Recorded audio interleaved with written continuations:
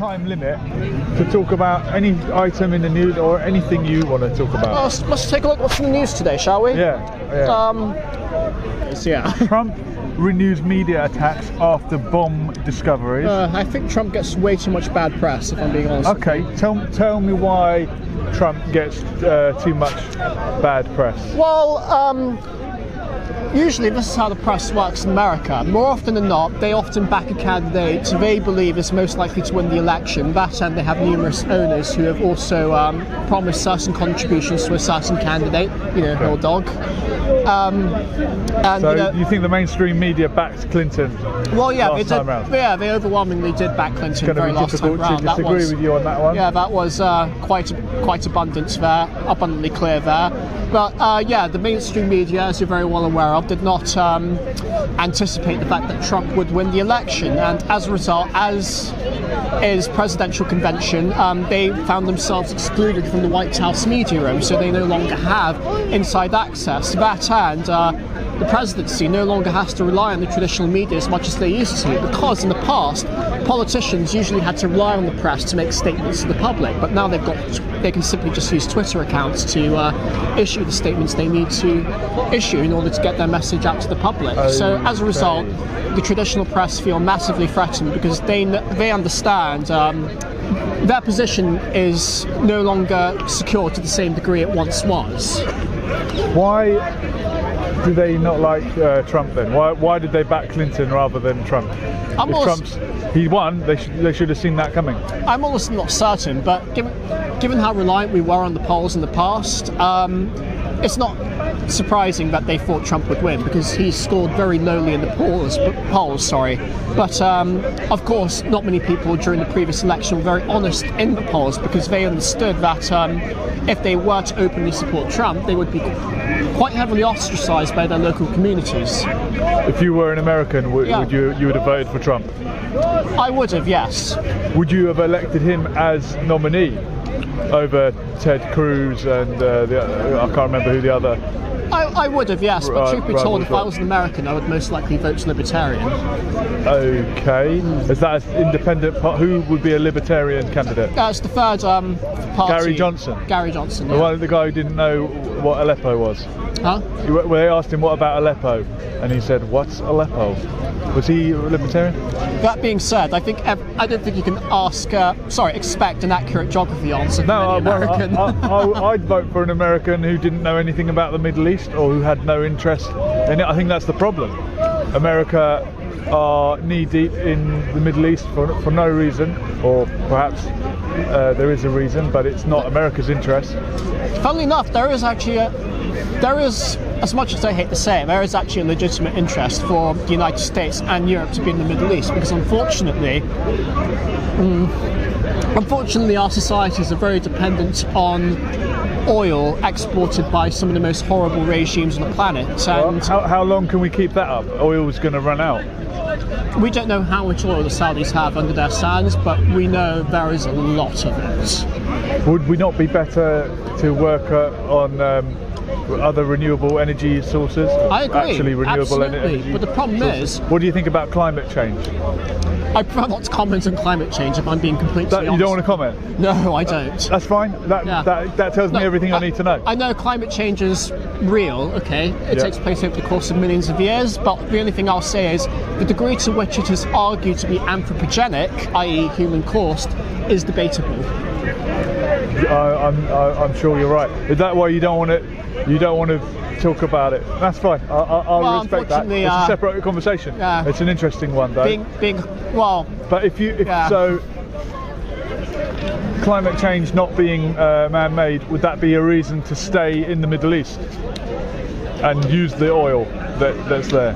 Well, look, I don't want to use oil in the Middle East as much as anybody does, because at the end of the day, I don't want to see people in the Middle East suffer so that we can simply get the raw materials we need to make our lives comfortable. I think that's a pretty terrible predicament to be in, and as such, I think we should accelerate the development of renewable energies as much as possible. Because Trump was sceptical about climate change, and he said it was a Chinese a story created by the Chinese. Has he shifted his opinion on that one? I'm not sure. he I've accepting- not exactly checked his opinion about Okay. climate change, if I'm being completely honest with you. But Trump, given the fact that he's a party candidate, and given the fact that he has to get elected by the next election, he has to ensure that he doesn't alienate too many people who keep him in his place as president of the United States.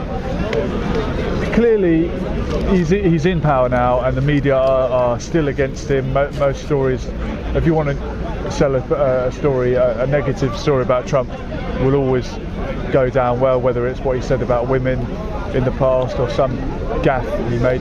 Why don't they like him?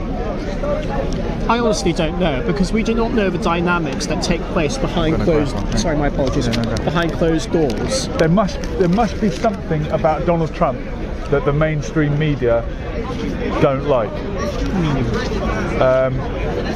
And they accused him of being in bed with Putin. There's another character. Oh, well, no, that's not true. Okay, it's not true. Would it be bad if it was? Would it? I mean, What's so bad about Vladimir Putin? well, I can see that some of his policies are morally questionable. However, Which ones? there was the violation of international law when he did by definition invade Crimea, but that's a different When story. the people of Crimea Voted in the referendum, yes. to rejoin Russia, to go back to being part of Russia. Yes, but it did technically. Look, I'm is in that favour of that, but international- is that- unfortunately, it did violate international law. But let me get back. He's to not the my- biggest violator of international law. It's not. No, Britain and the United States have done tons of violations. Absolutely. But yeah, I'm okay with his. If I'm being completely honest with you, I'm perfectly okay with his warmer relations toward Russia, because if there is one thing I don't want, it's Europe and the United States having a frosty relationship with the world's largest nuclear power. That's not going to benefit anybody. People were saying that Donald Trump would cause some kind of war if he became president. A war with whom? If he's friends with Russia. Hillary Clinton was very clear on her position to escalate hostilities with Russia. In fact, even Jill Stein herself said, Green Party, yeah? Green Party candidate, yes, said that it would be a better choice. It would be more safe to have Trump as the president of the United States, in lieu of the fact that Clinton very clearly stated that she was intent on taking the US down a more hostile path with the Russian Federation. If the Green Party candidate acknowledges that climate change denier Donald Trump is a lesser evil than Hillary Clinton, then you know things are bad. Oh yeah, you do. I mean, I didn't personally like the two choices, the two candidates in the previous US election. However, honestly, there are never any good candidates in the US election. But I'll give Trump credit for one thing: he's a very amusing character to watch. Oh, absolutely, yeah, he's a good laugh. Yeah, it's interesting time. Has there ever been a candidate you've admired? I come from a left-leaning background, family, etc. So growing up, whoever was Democrat, yeah, I support them. Bill Clinton, Al Gore, Barack Obama. This time, I genuinely stepped back and said they're both as bad as each other, and she might even be worse for the exact I agree, reasons you said. Absolutely. And that's a scary thought. But I know she was a war hawk, and she pushed for war in Libya and toppled Gaddafi. She pushed for war in Syria. Trump said he was going to be different. He spoke about why the Iraq war was bad, but he still got manipulated into attacks on Syria. Why did he cave in? Like I said, And who is it? Who's pushing that agenda? we honestly don't know the dynamics that take place behind closed doors, unfortunately. So there is a chance we will never know. But we do know that. Well, I can imagine if you are the elected head of the country, you are going to be dependent on a certain government, on a certain corporate hierarchy within the government, aren't you? Yeah. So civil servants, individuals Are who we make... talking lobbies now? No, we're not talking lobbies. Those are special interests. That's a little Okay. bit different. Okay. We're talking about the very people who make the government function, the people who administrate the government's decisions and are the ones that implement policy that is passed by Congress or the presidency. Okay. Yeah. So the very people who do the nitty-gritty when it comes to enforcing and implementing the law or policy. Because people... Civil service, essentially. Okay. So I'm probably thinking of a different... Or some people like to refer to it as the deep state. deep state. And this is not lobbies or organisations like the NRA that people say Trump has to Well, the appease. NRA is a special interest group, Okay, and special interest Trump does naturally have to appease the NRA because they are a major backer of the Republican Party, and he understands that if he won't appease them, the Democrats certainly will. Backer in terms of financial backing, right? Well, the NRA gives them financial backing, and they in turn expect the Republicans to preserve the gun rights of Americans. Okay. Personally, I'm in favour of the Second Amendment. Okay. So when the shooting happened yesterday, I know, sorry, it's No, by all depressing, means. and Trump said, oh, well, if they'd had armed guards inside, they might have been able to apprehend the murderer. The only way to stop a bad man with a gun is a good man with a gun. Is that your take on it? No, that's not my take on it at all. Well, I believe in gun legislation for one very simple reason, and that simple reason is that I am uncomfortable with the idea that a governmental organisation which has a monopoly on power has the sole means of effectively also has a monopoly on the means of warfare, okay? You know, that can put the public in a pretty precarious position. And it is perfectly possible to have a population armed with guns, but to also have gun crime very low. I mean, if you look at countries such as Switzerland, where gun ownership was once mandated by law up until very recently, because people didn't like the idea of having guns in their house, gun crime was lower over there than it was over here. So just because you have high gun ownership doesn't necessarily mean that corresponds with a high gun crime. In fact, the state, I believe, that has the highest gun crime in the United States is Illinois, and they have some of the strictest gun laws in the entire country. Okay. I just want rational policy, rational policy that effectively. What about the assault rifles and the semi-automatic weapons that can be converted back into automatic weapons? What need is there of those? Look, I don't personally have a need for them, but I know this: if the argument against assault rifles is that they're the ones primarily responsible for gun crime in the United States, that's not true. The weapons that are overwhelmingly responsible for gun crime are handguns. And they're probably held rifles. illegally as well. Possibly, I don't know. We don't know the data because there are just so many bloody guns in America. Yeah. No, it sounds as simple as ABC. Lots of guns, lots of murder. Reduce the guns, reduce the murder. But I don't know. There are countries with higher murder rates. And what's the problem? The murder rate or the gun murder rate? Surely it's the murder rate, regardless of how it's happening.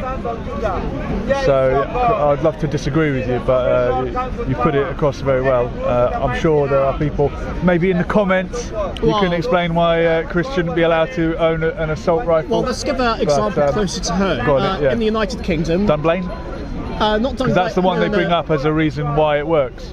Well, the United Kingdom started restricting its gun laws from 1920 onwards. Okay, so I don't think that's an entirely fair comparison. I'm talking about knives in this particular instance. Okay, in the UK, we banned people from carrying knives on the streets, especially in London. But that didn't stop knife crime, did it? No. And you can ban murder, but it's already banned. Exactly. Yeah, I know. It's a difficult one, and I understand why people get really emotional about it. I don't know what the answer is. Societies take thousands of years to progress and stop killing each other. But I am actually, in the United Kingdom, I wouldn't want to loosen gun laws, if I'm being honest with you. But in the United States, I wouldn't want to tighten them, because if we do observe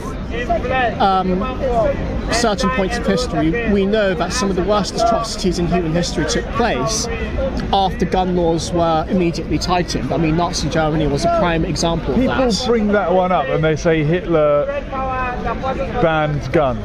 Is that true? That is actually true. It's as simple as that. Yeah. And that's because he didn't want someone else to overthrow him. Well, we don't know the motive behind it, but the fact that so many people lost their lives in horrific circumstances can maybe give you a certain idea as to why gun legislation was restricted under that particular regime. Interesting. Well, Chris, I wish we had something to disagree on, but you've convinced me. Well, it's quite fun to actually argue with people. Yeah, I know. Yeah, so to see your disappointment. That's why I was shouting things out just to get people to disagree. I was like, down with Trump, long live Trump.